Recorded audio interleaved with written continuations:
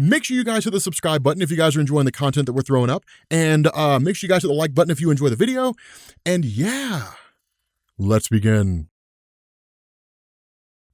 All right, what's going on, guys? This is Rob, and I have my morning voice on.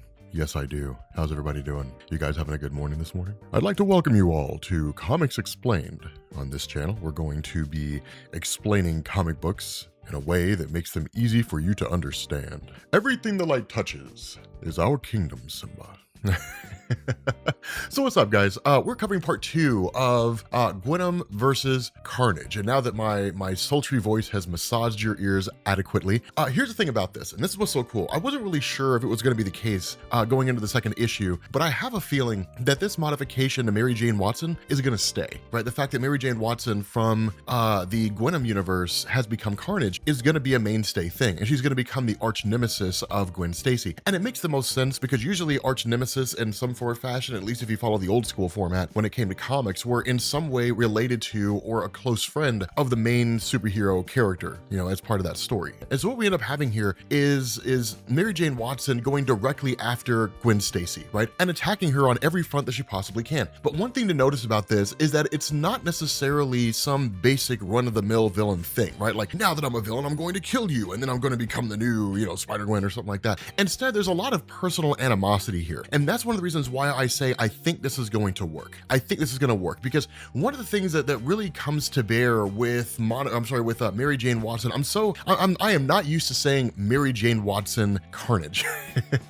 I'm not used to saying that. But one of the things that kind of goes on here is that when you initially have Gwen Stacy trying to appeal to the friendship the two of them shared because they were bandmates for a long, long time, Carnage rejects it, right? Mary Jane Watson rejects it. And the reason why is because while they have been friends since the 6th grade, all she really recalls are the instances when Spider-Gwen, I don't know, we can kind of call her Spider-Gwen. All she really recalls are the instances when Gwenom basically let her down, right? Gwen Stacy, Spider-Gwen, Gwenom, whatever you want to call her. They're all interchangeable names at this point. But all she really recalls are the times when Gwenom just let her down, right? In the sense that when Peter Parker died in the arms of Spider-Gwen, and then basically like she just left everybody, right? She just took off and left everybody, right? Allowed her friends to be kidnapped by a madman. Now, the reality of this situation, and this is kind of the issue that goes on here, is what you have are two different recollections of a particular series of events. The problem with this is that Mary Jane Watson doesn't really seem to recall or is refusing to recall things as they truly happen, which is to say we as the reader know what went on, right? That Gwen Stacy's Spider-Gwen, right? She's a superhero and she kind of has this torn allegiance between saving the city of New York, doing what she can to fight off villains like Matt Murdock, and then at the same time to also like maintain her friendships and her allegiances. And this is one of those things that really made her character popular. For those of you guys who never really read Spider-Gwen, it's one of the things that made her character the most popular because when you looked at Spider-Man, the struggle of Spider-Man did come somewhat in the early days, but he also revealed his identity to the people who were important to him somewhat relatively fast. It wasn't done right off the bat, but there was a kind of balancing act that was struck there. The way that Stan Lee and Steve Ditko and even later writers handled that balancing act was that it was always on a knife's edge, but somehow Peter was always able to sort of maintain this balance to a degree. He did run into a few hiccups and a few bumps every now and then, but one of the big things that went on with Spider-Gwen is that she was never really able to maintain that balance. She was never really able to keep that kind of work-life balance intact, right? Like it was just these times where she would have to go be Spider-Gwen in the most inconvenient circumstances. This was especially prominent when it came to the Mary Janes, right? The band that she was in that was led by Mary Jane Watson. And that's the thing that kind of happens here. We are given a few little Easter eggs, or not really Easter eggs, but a few little revelations. For example, that the little tiny spiders that normally make up Spider-Gwen's suit are now part of Mary Jane Watson's suit. She can rematerialize things and change things. So like she turns a guitar into like a giant axe, right? That kind of a thing. And we also end up learning that the spiders that make up the Carnage suit cannot be controlled by Gwen Stacy, right? So that's one of those other instances where I think that Mary Jane being Carnage is going to be something here to stay, right? But regardless of the situation, what ends up happening here is that Mary Jane ends up getting the upper hand on Gwen Stacy. And when she does, she effectively sends her to meet Knull. And when she travels to meet Knull, this is kind of an interesting encounter because she's not from this universe. And this is one of those things where it seems a little wonky the way that Knull is being done because he's kind of being shown inconsistently in Marvel Comics, right? He's a person who existed before the current universe took form, but then you read back and it's also he existed before anything took form. He was just kind of existing in this giant void of empty space. And then somewhere along the line, the Celestials popped up, they started creating life, it pissed him off, they got into a fight, and then Knull was banished from the universe. And he's just kind of, you know, eventually returned, and then he was locked inside the symbiote planet. Done, right? It's a pretty simple and straightforward idea behind his character, but he's kind of given to us as both a multiversal and a universal character. Now, it could just be that he just hasn't stumbled across Gwen Stacy's universe yet, that he's conquered other universes, there are other places under his control, something along those lines. We're not really given a whole lot of information insofar as like the grand scheme and everything he'd done in the time that he was actually operating out in existence and so on. But regardless, the idea here is that when he really appears before Gwen Stacy, that he finds her curious, right? He's like, I don't know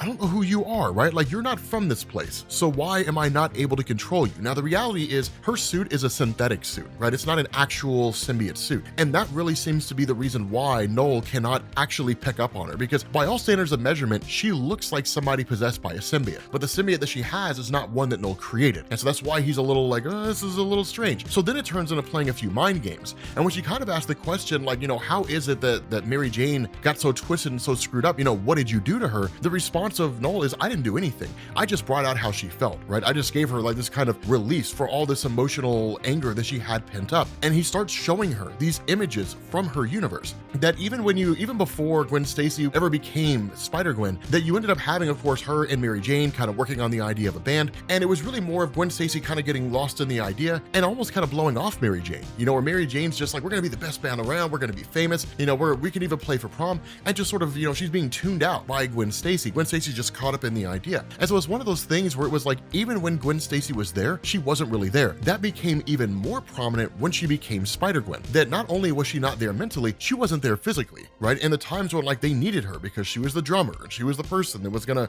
make sure the band stayed on beat and all that kind of good stuff, right? The role of the drummer in a band, that she was out fighting villains like the Lizard and things along those lines. And it is a little unfair to kind of approach that situation and say, you need to be here for the band. But the reality is that at that time, Mary Jane Watson didn't know that Spider-Gwen was Gwen Stacy, right? She didn't know who she was. And so she didn't know that she was leading this kind of dual life, right? She didn't really understand that's what was going on. And that's one of the things that Knull kind of hits on, that he sort of pulled out of Mary Jane by having her become Carnage, or at least seeing her become Carnage. It's her becoming this kind of twisted up version of herself, is because she's just filled with so much anger and so much rage. But if anything, it's more of a feeling of betrayal. That's the feeling that Mary Jane Watson feels, that she feels betrayed by her best friend. That in the time when they were supposed to work together for the band, and in the time that they were supposed to hang out, when they were working on this great big huge project, they had the potential to be, super special because of the band that they were working on and things like that, that it was always Gwen Stacy seemingly overshadowing Mary Jane Watson in more ways than one, right? Always seeming to draw the attention to herself. Like whenever she'd face somebody and then she'd come back and she'd be late. It was one of those things where it was just like, I wanted to make sure you guys know I could just come and go as I please, and you operate on my time. Like that kind of attitude, right? That a lot of people seem to get carried away with when they get famous. And so the result of that is there's a lot of anger here. That's really where it comes from. And that's what makes the idea of the Spider-Gwen story so cool, right? The Gwenom, Spider-Gwen, whatever. That's what makes the story so interesting, is there's so much interpersonal involvement between the characters that when you see the villains, it's not like it's one of these things of, well, I just got these powers through some weird fluke and I've always been down on my luck, so I'm just going to go rob banks. It's nothing that basic. The idea of the connection between Carnage and Gwenom is a close one. It's not like Spider-Man and Cletus Cassidy, where Cletus Cassidy's just a crazy guy who just wants to inflict, as much pain and death and carnage on people that he possibly can. That Mary Jane Watson as Carnage legitimately has so much pent up hatred and anger towards Gwen Stacy that has driven her to the point that, one, she's lost her mind, two, she's allowed herself to be possessed by a multiversal symbiote god, and three, she's trying to kill her best friend. I don't know about you guys, but that sounds like a lot of anger to me. It's the interpersonal stories that take place, the connection between the characters that take place in the Spider-Gwen stories that make them so good, right? That's what makes her character so cool. That and like the costume, right? The outfit that she has, which is really amazing. Now, there is a moment where she does manage to connect with Mary Jane on a personal level, right? There's this really, really brief moment here when she tells her that the Carnage suit is an extension of the suit that Gwenom wears. And because it's synthetic, the suit is constantly consuming, right? Constantly feeding. And that she doesn't really have the ability to keep the suit at bay the same way Gwen Stacy does. And the suit will consume her. It will eat her. It'll kill her, right? It'll destroy her physical body. And while there is this brief moment where Mary Jane's like, what? No, like I don't want to die. Like the Carnage suit takes right back over again. And so it's one of these things where I wouldn't go as far as to say that it looks like you've got a kind of like rogue Carol Danvers situation going on where like one consciousness is trying to dominate the other. I don't really think it's anything like that, but it is one of these things where for a brief moment, she was able to talk her down, and then her anger took back over again. And it's like, no, you're lying. You're just trying to take away my ability to be special, right? That kind of a thing. And so so of course this basically leads to the fight essentially ending, and then you have, or at least ending temporarily, you have Mary Jane who takes off to kind of take her place next to Knull, and kind of makes this argument that Knull is going to make me, you know, the most special person there ever was, right? And I've got houses to rock, and I've got people to kill, all kinds of crazy stuff. But I'm sure, you know, of course we have one issue left, right? This is only a 3-issue series. I don't really know exactly how it's going to wrap up, but again, my money is on the idea that Mary Jane Watson is going to somehow be teleported back to the Earth 65 universe, and she's going to end up becoming Carnage. She's going to end up becoming the main villain of Spider-Gwen, and it makes perfect sense, right? Given the evolution of the relationship between the two, the evolution of their characters, it makes perfect sense that's what would happen. So with that being said, guys, we're gonna bring this video to an end. If you are new here to Comics Explained, make sure you guys hit the sub button to become part of the Rob Corps. If you guys enjoyed this video, make sure you drop a like, and I will catch you all later. Peace.